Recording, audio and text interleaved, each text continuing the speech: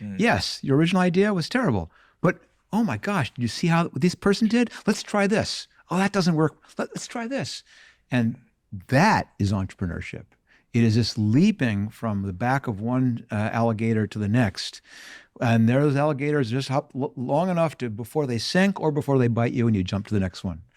I think I've found two sort of species of entrepreneur, and the real distinction between them is how long they've been doing it. And one species of entrepreneur that I know, they care entirely about being right, which is their initial hypothesis being correct. Oh. And that's typically the young entrepreneur. And then the more seasoned entrepreneur cares entirely about being successful, regardless of whether it's via their initial hypothesis or not.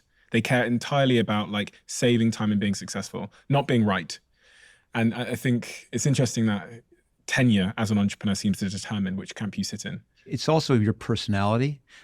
Jumping back to our conversation earlier about what attracted Reed and I to each other was that both of us were in that camp that said, we don't care whose idea it was.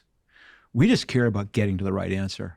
And part of this culture that we had with each other and that we built with other people was you could argue like cats and dogs, and eventually you all arrive at what you think is the right way to go.